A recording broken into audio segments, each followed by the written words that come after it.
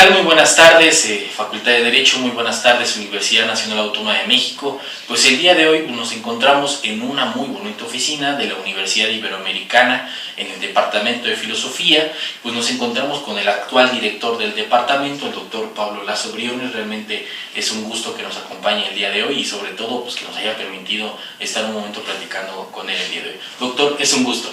No, al contrario, muchas gracias a ustedes por el interés y estoy seguro de que va a haber una muy buena difusión y esta entrevista servirá para reflexionar sobre los temas que tenemos pendientes.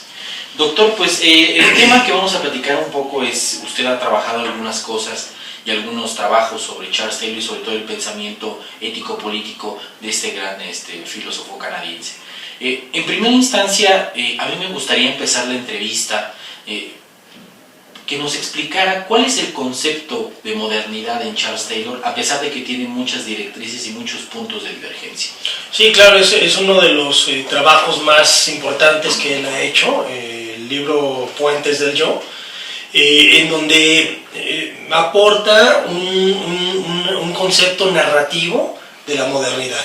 De hecho, de eso se trata el libro, de explorar cómo se fue configurando la identidad moderna, tomando en cuenta como un verdadero historiador. Ahí Charles Taylor es mitad filósofo, mitad historiador, porque toma en cuenta no solo las corrientes teóricas que formaron el yo moderno, sino las costumbres, los hábitos tan cotidianos como el matrimonio, como las formas de percibir el arte, como las distintas concepciones psicológicas, desde los siglos XV-XVI hasta el siglo XX.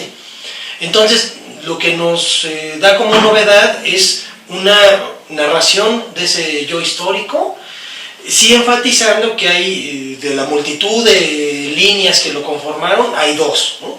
La ilustración y el romanticismo, y lo que estamos viviendo ahora no es una perfecta fusión de estas dos líneas, sino como un entramado, ¿no? Un entramado donde prevalecen esas líneas fuertes, ¿no? La imaginación y la pasión y el expresivismo romántico, y la racionalidad, la lucidez, la capacidad de sistematización de la razón ilustrada. Entonces lo que vivimos ahora es una fusión no perfecta, sino a manera de trenzado, de nudo, ¿no? Esto es muy importante. Y la otra cosa muy relevante de Puentes del Yo es su reflexión ética acerca de que todo lo que fue configurando la identidad moderna tiene un antecedente moral de una concepción de bien, ¿no?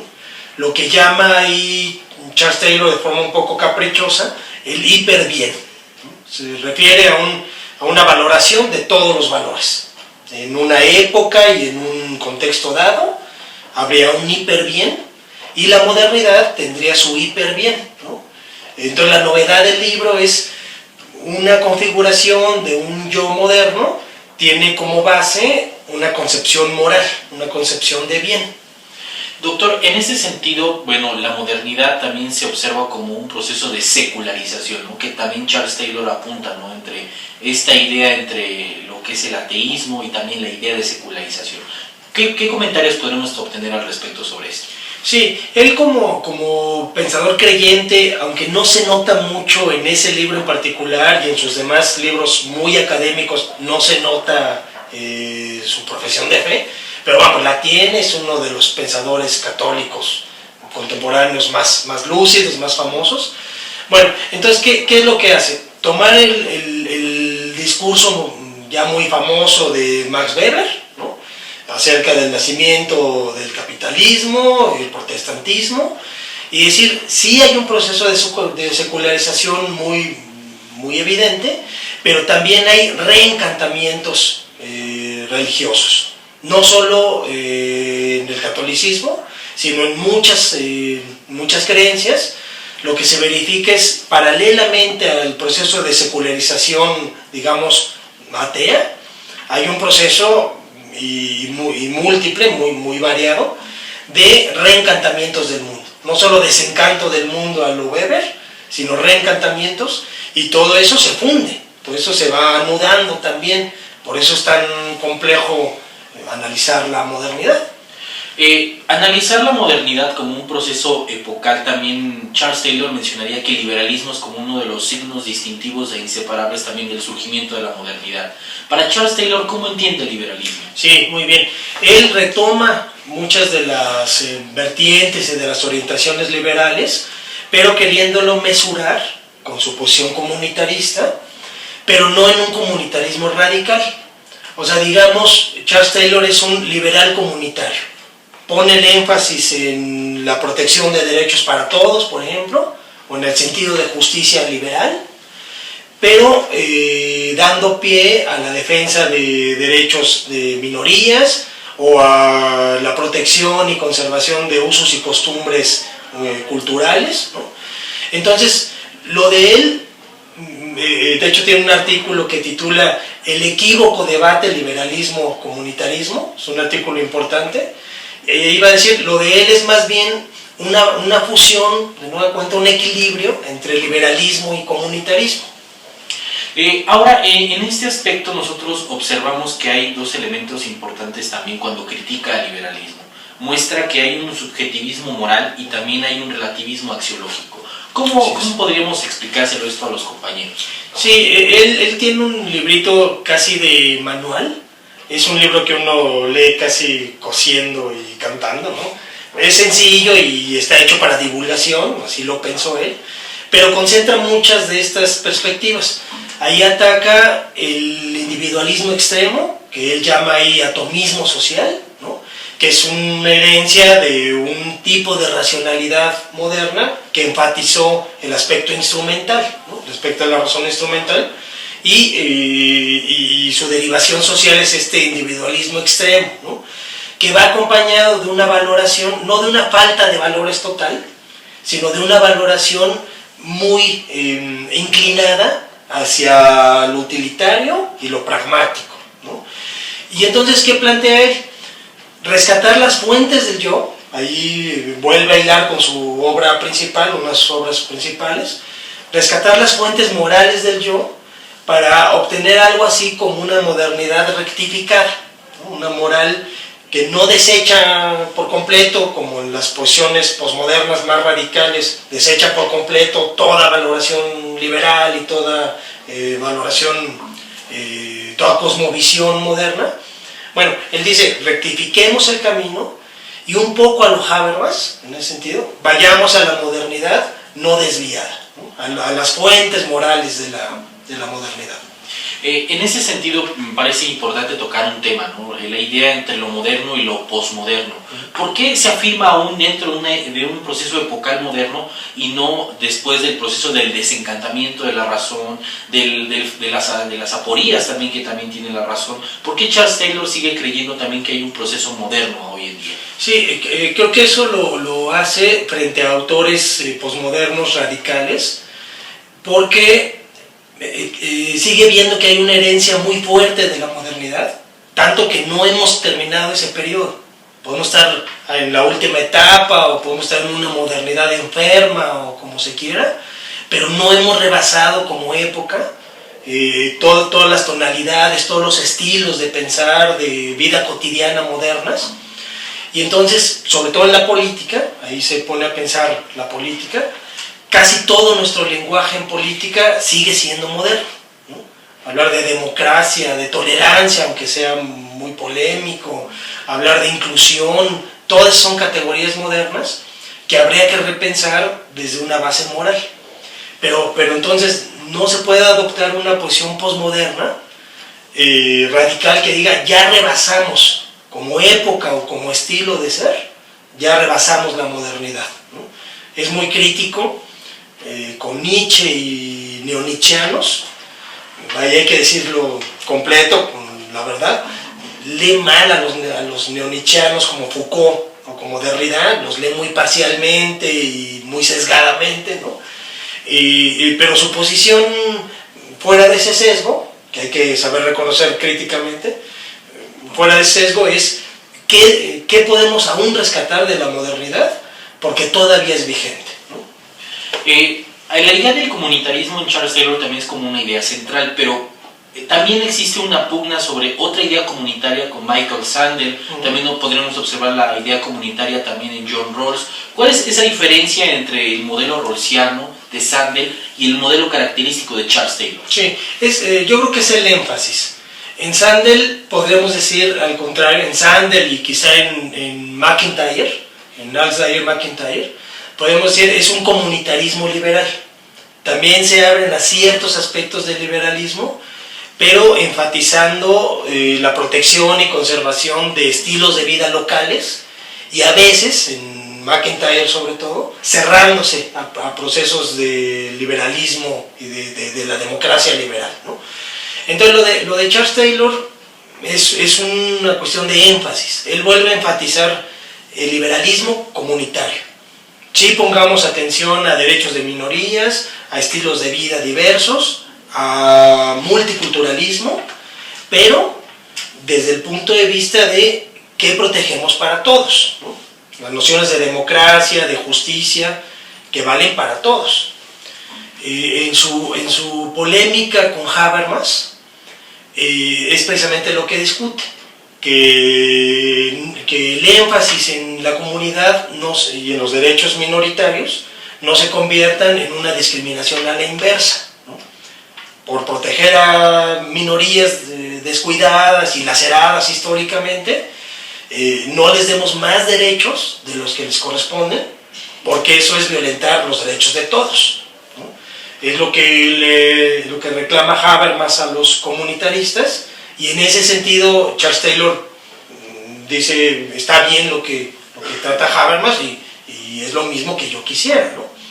Entonces, en realidad, todos son comunitaristas y liberales, aceptan de los dos, pero el énfasis es lo interesante.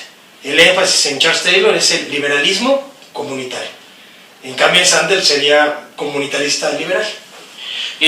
Sobre estos modelos de Charles Taylor, ¿cómo ha sido también la construcción del yo a través de esta modernidad que busca secularizar la religión, trata a través de ella buscar un elemento óntico solamente en la razón, y esos elementos también kantianos y también posteriormente neokantianos en el inicio del siglo XX?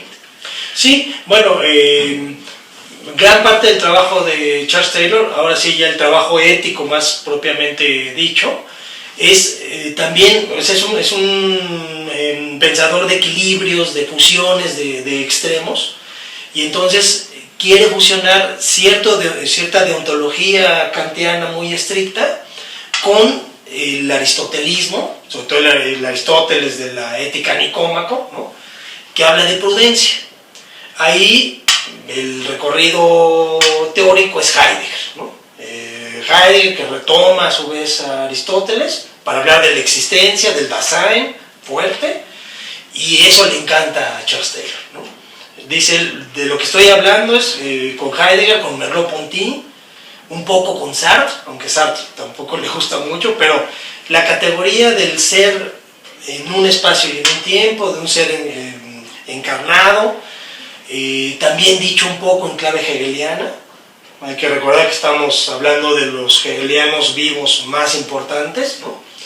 Entonces también un poco en clave hegeliana, como un concepto de razón o un concepto en general se encarna en una actitud o en una serie de leyes o en una obra de arte, cómo se encarna eso y cómo desde ahí podemos revalorar el mundo, ¿no?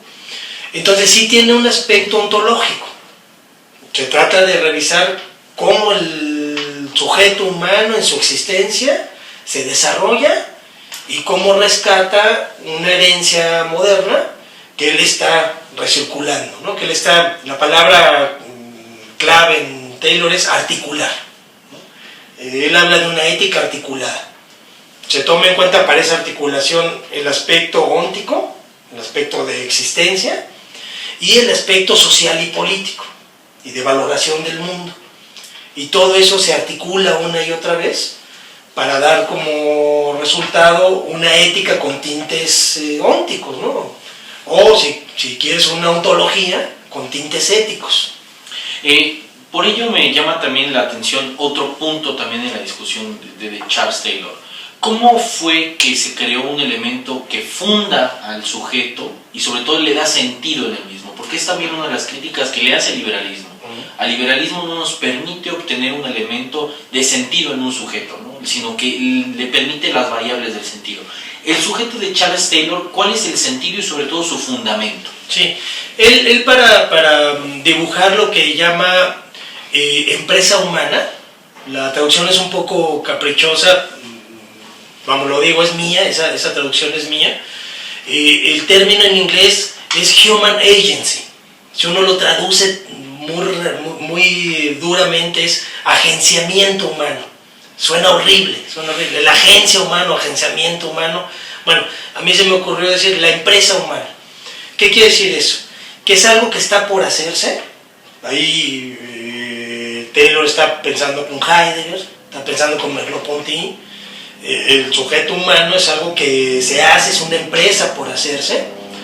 Y para edificar ese tipo de concepción del ser humano, está luchando contra liberales radicales, por ejemplo Farrell, que definen al ser humano, o Rawls, que definen al ser humano como un mero cooperante social, ¿no? Realmente la noción de sujeto para un liberal radical, Robert Nozick o John Rawls, es ¿qué puede hacer un sujeto como cooperante en un proyecto social? Y eso es muy exterior. A Charles Taylor, que tiene buenos tintes ontológicos, ¿no?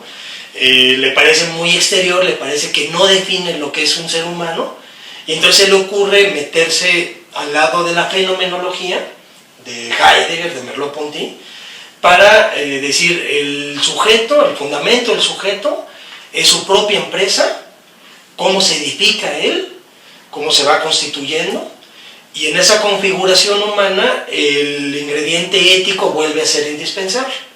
O sea, no soy ser humano si no tengo una concepción de bien, de hiperbién. Claro, esa cambia de cultura a cultura, no es un valor universal, absoluto, metafísico. Hay que decir, Charles Taylor es un pensador post-metafísico, aunque hace ontología, ¿no? Bueno, pero entonces el fundamento del sujeto es una orientación moral que lo configura ontológicamente, ¿no? El aspecto ético y ontológico están fundidos en su noción de sujeto. Hay un elemento interesante cuando Charles Taylor empieza a hablar de la modernidad y sobre todo como esta diada de la crítica a la razón, a la ilustración radical, ¿no? A este proceso donde, bueno, nosotros observamos a los primeros radicales, Spinoza, y él observa estos fenómenos. ¿Cuál es la crítica esencial que él realiza a este fenómeno? Sí, el de la exageración de una concepción de la razón que él encuentra arrogante. De hecho habla en términos de soberbia de estos autores, ¿no? De Hegel un poco también habla de su arrogancia, y del desapego. El término que utiliza es desmundanización. Eso es lo que no puede aceptar, que el proceso de la razón ilustrada radical se separó del mundo, hizo un hueco casi insalvable, bueno, desde Descartes hasta los otros modernos radicales, y no hay forma de unir a sujeto y su mundo. Entonces, como buen heredero del pensamiento fenomenológico, el dato inmediato, el dato originario es la unión del sujeto y su mundo. Y despreciaría en su parte política también, no solo en la epistemología, sino en su parte política, esta separación. En las formas del utilitarismo radical o del pragmatismo radical, en donde el mundo es una colección de instrumentos que se pueden utilizar a capricho del ser humano. Ahí tiene acercamientos, tiene un artículo de hecho, tituló Heidegger y la ecología. Y uno dice, ¿qué cosa es eso? Bueno, es este intento de acercar una noción de ser humano como enclavado en su mundo con la protección y el cuidado de este mundo. Parece un producto también como trascendental en la construcción de la modernidad, los derechos humanos. ¿Cuál es la postura de Charles Taylor respecto a los derechos humanos? Sí, él hablaría en materia de derecho, sobre todo de derechos humanos, de un reparto de derechos. En su posición comunitarista, diría ahí, hay ciertos derechos que sí son prerrogativa de las comunidades y pueden y deben decidirlos ellas. Pero hay otra colección de derechos, como los derechos humanos, que no se deciden culturalmente, que pasan por registros culturales, pero no se deciden culturalmente porque son universales. Y ahí sí estaría defendiendo una noción de ser humano universal. De acuerdo a sus tendencias hacia el bien, es el ingrediente universal que encuentra en cualquier época y cualquier lugar. En todos hay una tendencia hacia un hiperbién, ¿no? Entonces eso es parte de la constitución universal del ser humano. Y eso es, de esa constitución se derivan los derechos humanos, ¿no?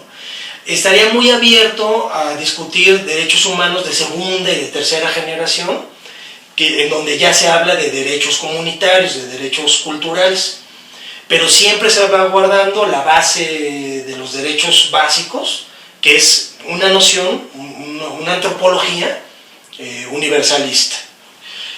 El pensamiento de Charles Taylor, ¿cómo le hace frente a los estructuralistas y también a los postestructuralistas, como usted bien mencionaba, que hacían frente a una idea de la muerte del sujeto, que ya no hay un elemento más que la narrativa, la descripción de una época, y solamente el texto es lo que nos permite encontrar los elementos disonantes para hablar de la modernidad o de un sujeto?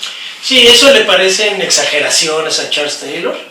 De hecho, en algunos textos apunta dónde está ese texto que se reconstruye a sí mismo, que barre con toda noción de subjetividad, con toda noción ontológica de hombre. A él le parece, ahí insisto, creo que lee mal a los postestructuralistas, pero con la base de decir, exageran la nota en el aspecto de diversidad, en el aspecto de defensa de la diferencia, y no se dan cuenta de que esa diferencia está integrada a sujetos que tienen unidad integral, ¿no? Que tienen unidad integral, y culturalmente también. No es que las culturas, las comunidades culturales, sean la sobreproducción de la significancia, y a eso le parece una exageración. Hay que ver el lado, críticamente hay que ver el otro lado de Taylor. En un texto le llama, es pura moda venida de París. Bueno, y uno dice, no es tanto así. También Derrida, Foucault, Deleuze dicen cosas geniales. Y diríamos un poco críticamente con Taylor, sí exagera él la nota con los enemigos postestructuralistas, ¿no?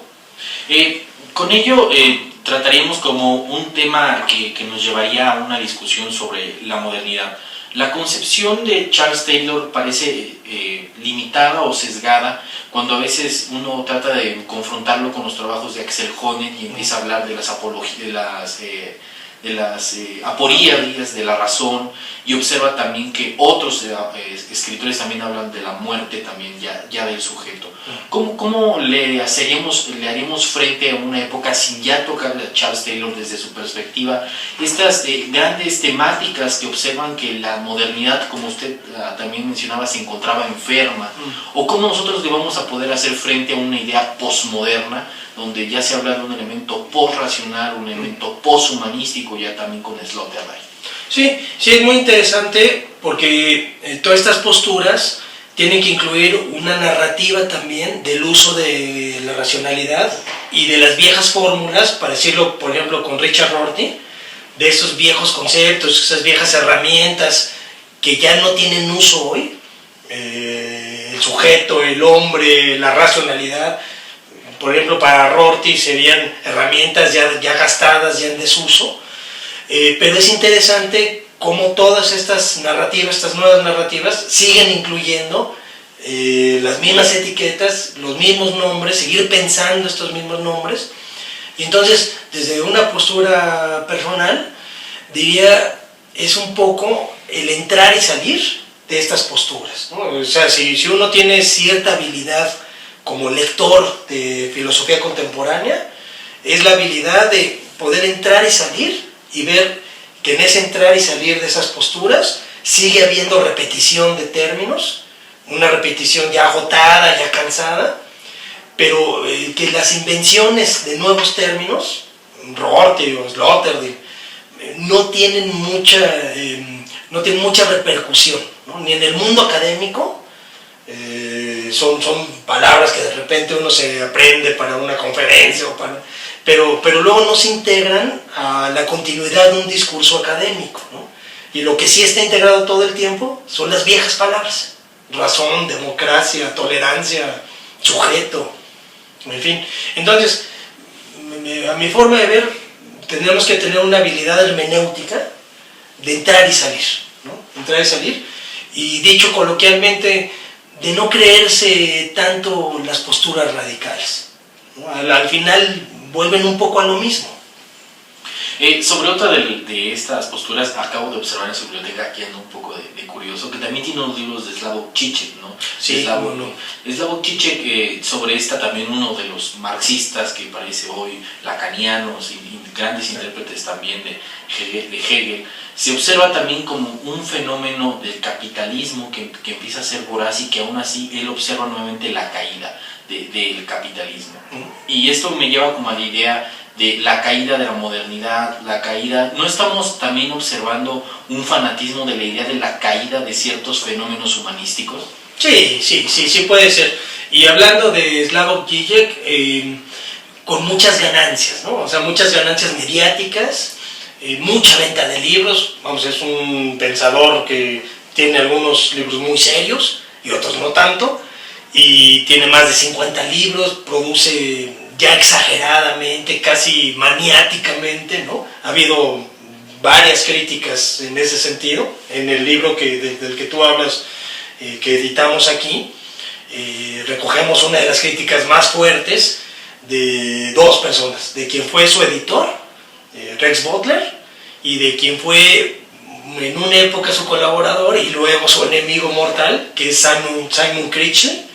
Bueno, los dos lo critican ferozmente por esta obsesión de producir, en una especie de explotación de la idea de izquierda radical, de laceremos o veamos las fisuras ya existentes en el capitalismo, insuperables, pero seguimos trabajando en él, ¿no?